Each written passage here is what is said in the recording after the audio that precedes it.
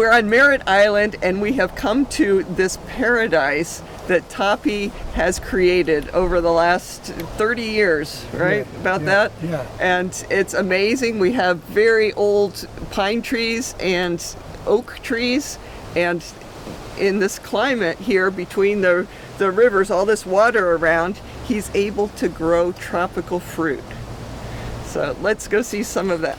All right. Now, what originally this was a citrus grove many years ago, probably in the 20s or 30s. It was citrus, and when I come here, there was citrus here and there once in a while, and that. But all these trees have grown up since then, so you can figure how long it was since it was originally a citrus grove.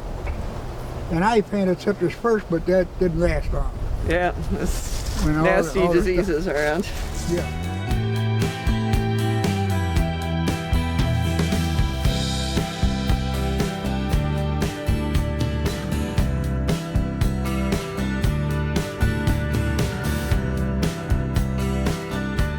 South in Pennsylvania and even down in Virginia, it would come Labor Day and they would have a freeze everything. But along the lake was warm, and it would keep it. And sometimes wait in December that you pick on tomatoes and have, even though and because you go to the lake or a little place, right? It'd be, and they could have the ripe fruit yet that long, only because. And that's why when I come across the bridge down there in the Merritt Island, I come across the bridge, and when I come across the bridge, my mango and lychee trees froze all day because I was 10 miles from the ocean. When I come across the bridge, I seen them had the mangoes way up here, and I said, I'm back home on Merritt Island. I know I want to be, and that's how I come to be here. So when was that? When did you move here? We moved up here. I bought the property in 1981, and we built here up here in 1982, but I didn't. I had a very unfortunate accident. I was superintendent of construction down there and all that, and I had a concrete shoe drop on my head weighing about 1,000 pounds. And the only thing that saved me was I had the best aluminum hard hat there was made. But I couldn't talk, I couldn't walk, I staggered all over like the worst drunk.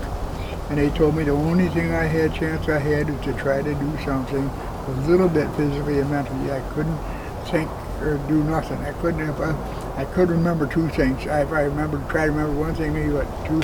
And I hated to drive because I couldn't remember that the car was coming from this way and not this way and all this and that. And I come up here and I drove the tractor and monkeyed around and this and that, and I went downhill for 10 years, and from 65 to 85, I got 20 years younger physically and mentally instead of 20, and now I'm 93. Oh, wow. So, never give up. So, you grow, Har says this is the most northern part. On the East Coast, this is the most northern place that is growing tropical fruit. That's right, because it's got the water all around it. Yeah, got the water, and then plus the trees help a little bit with it cold, though. Well, it's one of them things. That's when I come here, like I say, then I realize the water all around it, I realize this. Now, when I first come here, it went in, when was it? 89, I believe it was. It went to 18 degrees here. Yeah, it was cold. And everything froze, and I was lucky that I started after that, and of course I had the big trees, and one thing and another, and this and that, and I used mulch and all that stuff, so I got the big trees across the back here to stop the cold wind, and the sun is on the south up here. All these things help you to get it. I'm lucky also to have the reuse water from the sewer plant. So I try to get it wet, because when it's wet, it's like in the desert with no water. It gets very cold at night very quick. And here, when the wetter it is, and the warmer it is with the sun on it, the more likely it is to be good. You know what I mean? You understand?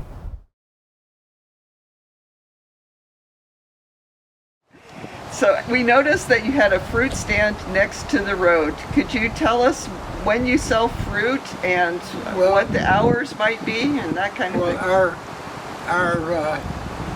lychees Mercer's lychees start about the middle of June, and our mangoes start about the middle of July. You must remember, they'll have mangoes and all their fruit in Miami a month or more before we are. Even on South Merritt Island, they'll be 2 or 3 weeks before we are.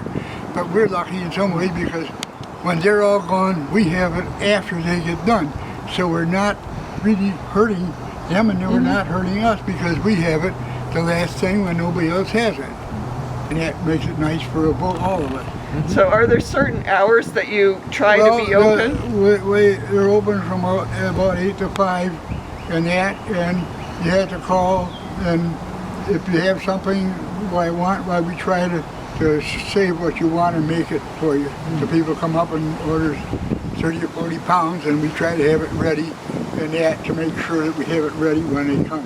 You know what I'm trying to say? So do you get some people from Orlando and such to pick it up? Orlando, from all over the place? Huh? Gainesville, we have people come from Washington and Oregon and buy the stuff. So you get to meet a lot of people from all sorts of places. I used to have to travel around to meet people and travel around the world and that, and now I don't have to. They'll come here.